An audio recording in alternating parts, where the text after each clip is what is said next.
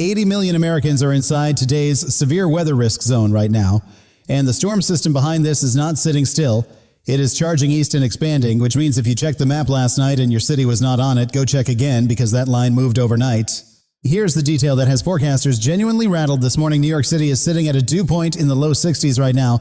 That is the exact air you breathe in Miami in August, and when that tropical level moisture shows up over the Northeast in early March, it becomes tornado fuel for cities that have never in their lifetime had to think about tornadoes in winter.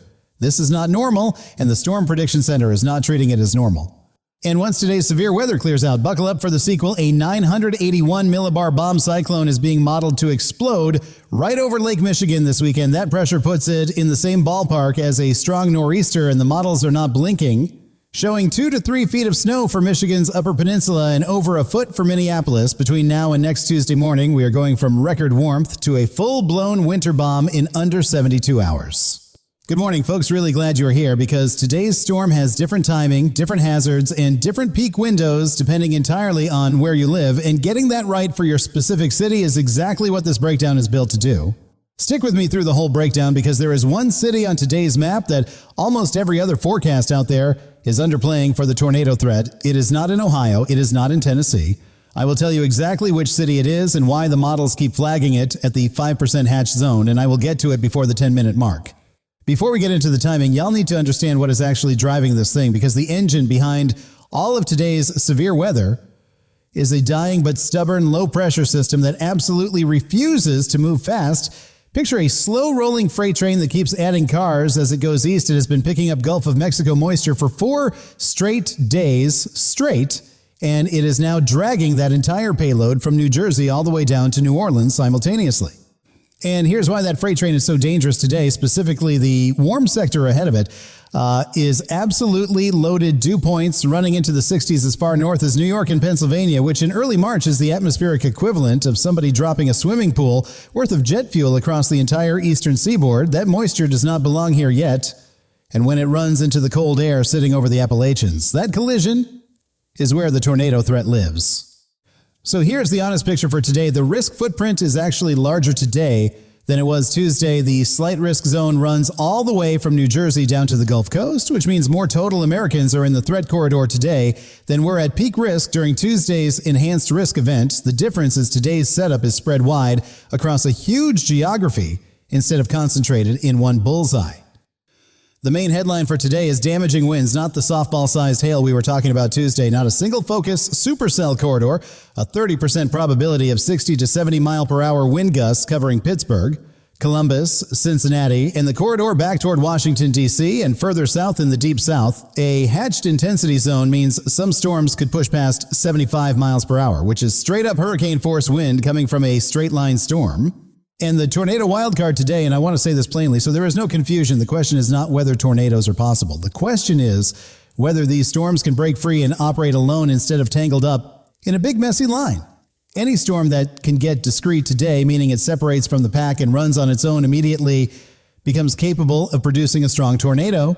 And that breakaway scenario is exactly what we are watching for in 2 specific corridors this afternoon.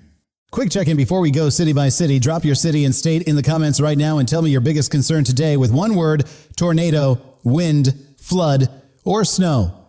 Today's map has all 4 hazards running in different parts of the country at the same time, and your location determines which one matters most for you this afternoon.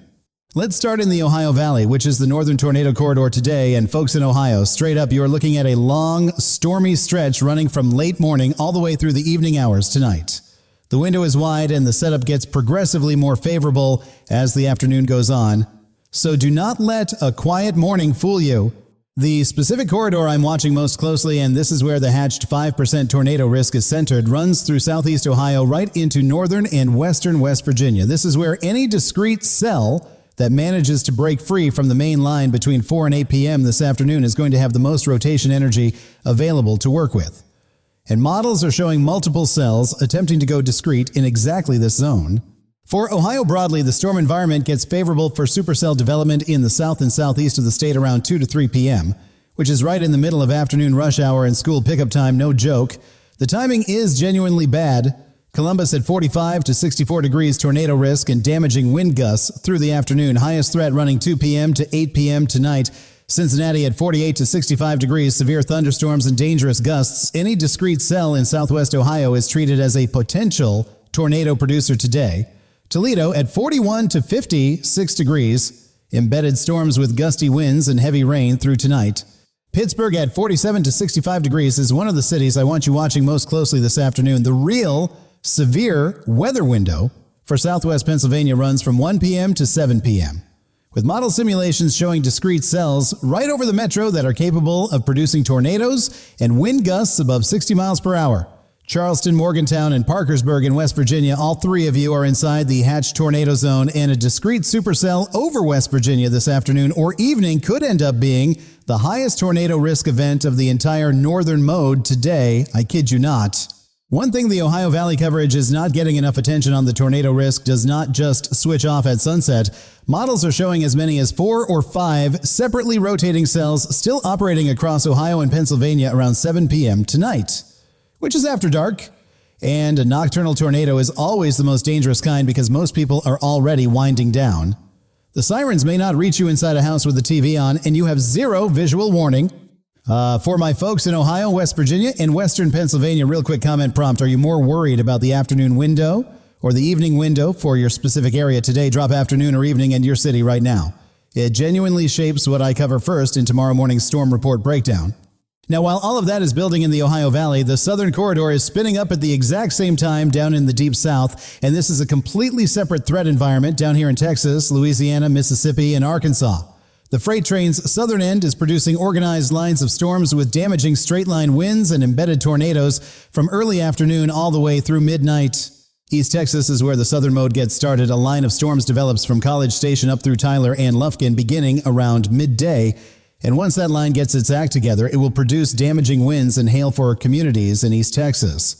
What makes this one tricky is that some areas could see multiple rounds as clusters redevelop over the same zones through the afternoon and evening. If you live in East Texas, you could get hit twice. Houston at 72 to 84 degrees, flash flood risk and severe storm threat running simultaneously today. And here's the thing: the ground in Houston is already fully saturated from last week's events, so any additional heavy rainfall goes straight to runoff, which means the flooding starts fast and in places that do not normally flood. Austin at 68 to 82 degrees, damaging wind gusts and lightning threat through the afternoon. Dallas at 62 to 78 degrees, and Fort Worth at 62 to 77 degrees. Y'all are straight up on full alert for all hazards through tonight. And I mean all hazards: wind, hail, tornado, and flood. Louisiana is going to get rowdy today. Shreveport draws attention specifically around lunchtime because a storm there has the potential to go all hazards if it can stay even briefly discreet. Baton Rouge at 68 to 83 degrees. The serious action arrives mid-afternoon and escalates hard through the evening, with a significant storm system hitting the metro around 9 to 10 p.m. tonight. And New Orleans, severe storms well past midnight, with the system finally pushing through around 1 to 2 a.m. So if you are in New Orleans and you are thinking about going out tonight, have a plan for where you will be when that line arrives. And right here is the city I told you about at the top of the video that the other forecasts are sleeping on: Jackson, Mississippi. Tornado parameter values are peaking around 2 to 4 right across central Mississippi this afternoon. And if a discrete supercell can break away ahead of the main line near Jackson, it has everything it needs to put a tornado on the ground and keep it there. This is the 5% hatched tornado risk in the southern corridor, and Jackson sits dead center in it. The models have been flagging this location consistently since last night.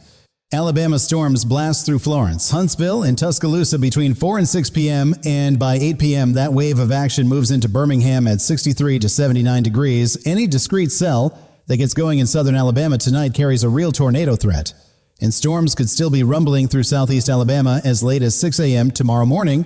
Arkansas for you. This is primarily a morning and midday event by the time most people sit down for dinner tonight. The severe weather threat in Arkansas should be winding down. Moving to the middle tier of today's threat, Indiana and southern Illinois today is a genuine step down from Tuesday in peak intensity, but it absolutely is not a day off. Storms redevelop south of Indianapolis and south of Springfield starting around noon and push east through the afternoon. Indianapolis at 42 to 59 degrees, damaging wind gusts and locally heavy rain through the evening. Fort Wayne at 41 to 57 degrees, heavy rain and gusty winds tonight. Louisville, Kentucky at 56 to 72 degrees is actually one of the higher risk spots in the central zone today. A line of storms with tornado potential is pushing through this evening right on top of the flash flood risk from Tuesday's rainfall still sitting in the Ohio River Valley. That is a two-hazard situation for Louisville, and both hazards are real. Lexington at 54 to 70 degrees strong to severe storms this afternoon. Nashville at 58 to 74 degrees. Flash flood risk from this morning's heavy rain, followed by a second round of severe storms this evening, 2 rounds. One night, Memphis at 63 to 77 degrees, highest wind and tornado threat arriving between 8 p.m. and midnight. Hold on, before we move to the mid-Atlantic, if you're in Indiana, Ohio, Kentucky, or Tennessee and you have kids in school today, check your district's severe weather dismissal policy right now. The afternoon severe weather window aligns almost exactly with typical school pickup hours in this entire region, and that is not a situation you want to figure out in real time from a school parking lot while the sirens are already going off around you. Washington, D.C. at 54 to 70 degrees is sitting in gorgeous sunshine right now, and that is exactly the trap I want you to be aware of. A line of storms straddling the Maryland-Pennsylvania border this afternoon will push toward the D.C.-Baltimore corridor by around 5 to 6 p.m. tonight. Discrete cells over southwest Pennsylvania and northern Virginia could produce an actual tornado risk, and storms will still be capable of rotating over eastern Pennsylvania through about 8 to 9 p.m. Philadelphia at 52 to 67 degrees. The storm line pushing through western Pennsylvania could reach the Philadelphia metro by evening with heavy rain, gusty winds, and a low-end tornado threat. And pay attention to that D.C. to Philadelphia I-95 spine because models show discrete cells riding right up it tonight. New York City at 55 to 68 degrees. Storms cruise into Delaware, New Jersey, and the metro by 8 to 9 p.m., bringing gusty winds and heavy downpours to a city enjoying one of the nicer mornings of the year right now. Boston at 45 to 58 degrees, gusty winds and rain arrive tonight, but you stay clear of the worst severe weather. The hazard getting completely buried under the tornado headlines today is flash flooding, and for the Arklatex region along the border of Arkansas, Louisiana, and Texas, flash flood concerns are already active right now because the ground has been saturated for over a week. Another 1 to 3 inches of rain falling on top of that waterlogged soil goes straight to runoff, and streets and creeks that handle heavy rain just fine in normal conditions will not handle it today. Houston at 72 to 84 degrees. The bayous and drainage systems are already running high. Any area in the Houston metro that normally floods in heavy rain needs to be off the road today before the afternoon storms arrive. Nashville has both a flash flood alert and a severe storm threat running back-to-back in the same 24-hour window, which is a two-hazard day that demands real preparation and the rule that never, ever changes. Y'all turn around, don't drown. 6 inches of moving water can knock a grown adult off their feet, and 2 feet of water will float most cars right off the road. No shortcut is worth that. Step 1 right now, phone in hand, go to settings, find emergency alerts or wireless emergency alerts, flip it on, volume all the way up, not on vibrate, not on do not disturb, and if you use do not disturb at night, configure it right now to let emergency alerts break through anyway. A tornado warning blasting at full volume through a pillow at 1 a.m. is a completely different survival outcome than one playing at half volume that you see 20 minutes later. Step 2, before 2 p.m. today, match your prep to your specific hazard. If you're in Ohio, West Virginia, or Pennsylvania, your concern is tornado and wind, so walk every person in your household to your shelter spot right now. Lowest floor, interior room, no windows. If you are in Houston, Baton Rouge, Nashville, or Memphis, your concern is flash flooding, so identify your alternate routes before the storms arrive and commit to not driving through any standing water. Period. If you are in D.C., Baltimore, Philadelphia, or New York, your window is later tonight. You have time, but do not waste the morning. Step 3 is specifically for Alabama, Mississippi, and the Gulf Coast. The storm activity does not wrap up until the early morning hours tomorrow, with systems still active through southeast Alabama and coastal areas through 6 a.m. If you live anywhere from southern Mississippi through the Mobile Bay area or the Florida Panhandle, you need weather alerts running all night long tonight, not just through dinner, not just through the 10 o'clock news, all the way through. Mid-video saying this again because it is worth repeating. The peak severe weather window today runs from 1 p.m. to 9 p.m. for the Ohio Valley and 2 p.m. through midnight for the Deep South. This is not a morning event, and it is not primarily an overnight event. The highest risk period runs straight through the afternoon and early evening when most people are out driving, picking up kids, or still sitting at their desk at work, which is exactly the window when your phone needs to be loud and in your pocket. Here's something worth sitting with for a second before we move on. This is the 4th consecutive day of significant severe weather threats across overlapping parts of the country. Communities in southern Illinois and Indiana that were under tornado warnings Tuesday night are waking up to yet another severe weather day today. In parts of Mississippi and Alabama, this is the second week running of storm activity on top of ground that is already saturated, structures that are already stressed, and families that genuinely have not had a full night of uninterrupted sleep in days. That is the reality on the ground right now behind these maps. If someone in your life is in today's path and they are not the type of person who checks the weather, a neighbor who never looks at his phone, a parent 2 streets over, a coworker who just moved to Cincinnati or Jackson and has no idea what today's map looks like, send them one text right now before you forget. Severe storms and tornado risk this afternoon and evening. Know where your shelter is. Phone volume all the way up. That is 15 seconds, and it is the single most useful thing you can do before noon today. Here's the gut check moment for D.C., Baltimore, Philadelphia, and New York. And I want to say this straight. The fact that it is a gorgeous morning outside right now does not tell you anything about what 7 p.m. looks like tonight. This specific combination of beautiful morning followed by severe weather evening is one of the most dangerous psychological traps in weather preparedness. Because a sunny noon convinces people the forecast was wrong. It was not wrong. The timing is just later. Do not let the sunshine this morning be the reason you skip the prep. Up in the Great Lakes, while all of this is happening to the south, ice storm warnings are in effect for parts of lower Michigan right now. Winter storm warnings are active for northern Wisconsin and Michigan's Upper Peninsula, and the snow and freezing rain combination is ongoing this morning with more accumulation arriving this afternoon. Milwaukee at 38 to 49 degrees, Green Bay and the Upper Peninsula plan on slippery roads and reduced visibility through tonight. And snow on top of freezing rain is not a forgiving combination for driving.